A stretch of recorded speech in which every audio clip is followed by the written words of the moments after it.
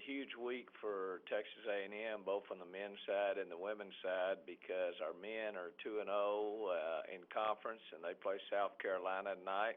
We have South Carolina on Thursday night, and they're leading the conference at 4-0, and then we have Coach Schaefer in Mississippi State, and a lot of former players coming back on his staff in here on Sunday. So it's a huge week. We're expecting great crowds for both ball games, and I've got 2 road wins, and I cherish those about like my 2 kids, Paige and Matthew. Anytime you can have a road win in this league against top 25 teams, you feel blessed, lucky, and you're trying to get out of town real quick before they make you play another 5 minutes. Okay, your first question comes from Gene Henley from Chattanooga. Hey, Coach. How are you doing? I'm looking forward to coming back, staying at the Chattanooga Choo-Choo. In a couple of years, we'll be there. We'll have a room ready for you, Coach. All right. Coach, I know, with your time at Arkansas, you had some memorable battles with Jim Foster when he was at Vandy. He's near the 800-win mark, so just wanted to kind of get a thought or two from you concerning that accomplishment.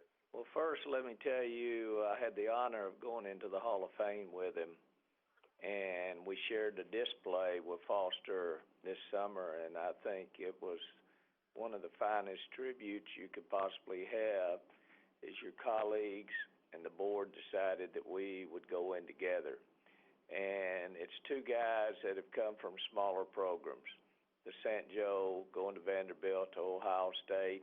And this year, if everything holds according to form, he will be the first coach to take 4 teams to the NCAA tournament. He's tied with a few of us that have taken 3 teams. But the Stephen F. Austin game, they're number 1 in the country, regional at my place. We're playing in front of 7,200. That's all our little bandbox would hold. They had about 100 folks up in the stands, and I've got a 6' and under team, and he's got Heidi Gillingham. The same story that Andy said earlier. I think this was the same year. And all of a sudden, we're ahead by 1 point. 10 minutes to go in the ball game. I'm running and I'm pressing with my 6' and under team, and he's the nation's best 3-point shooting team. And he hadn't hit a 1 so far.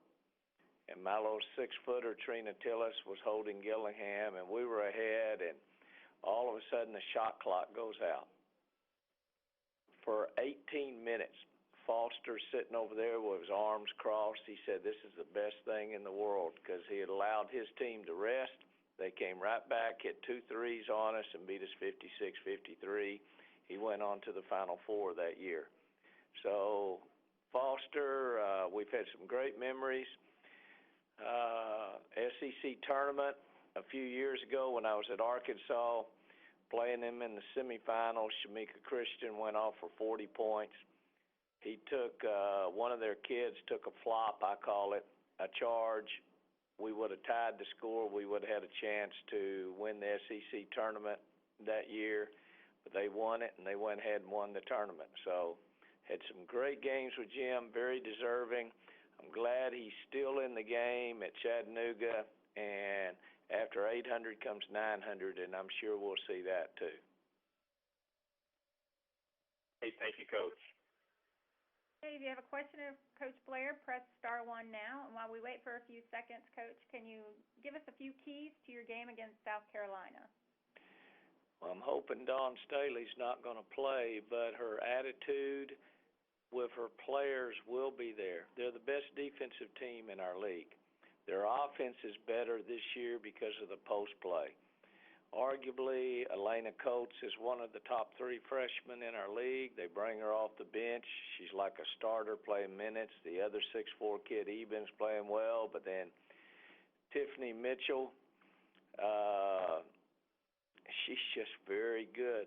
Welch is very good. They do. Dozier, they're coming in here, and they'll be the first team to 50 that will probably win this ball game. So I'm looking forward to it.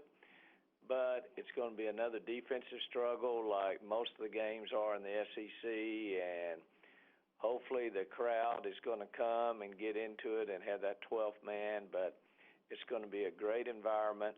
Looking forward to playing Dawn. And another typical SEC game, number 8 in the country versus number 21 or 25, whatever we are.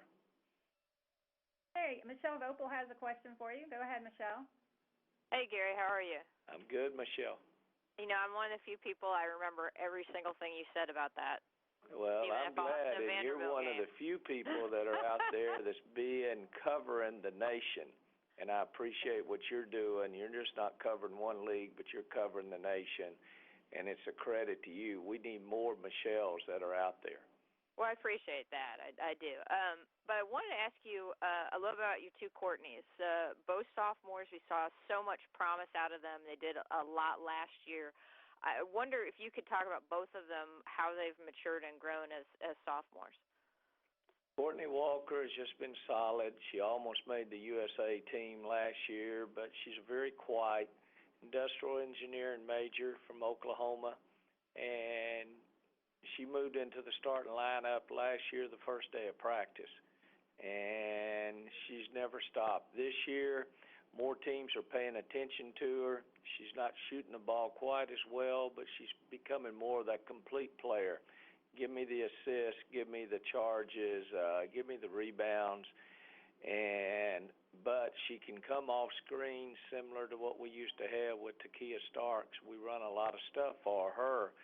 But lately, we're not able to run a lot of stuff for her because all we see is zone defenses right now against us in our league, 90%. Courtney Williams has really come into her own since the Christmas break. She had a 5-game stretch of averaging over 20 and was just playing great. In the last ball game at Georgia, she got into foul trouble. And then when she finally got into the ball game second half, she was forcing things. But Courtney Williams has more potential than any kid that we have on our basketball team because of our length, her size, and she's learning to understand what a great shot is, not what a shot is. And when that happens, her shooting percentage goes way up.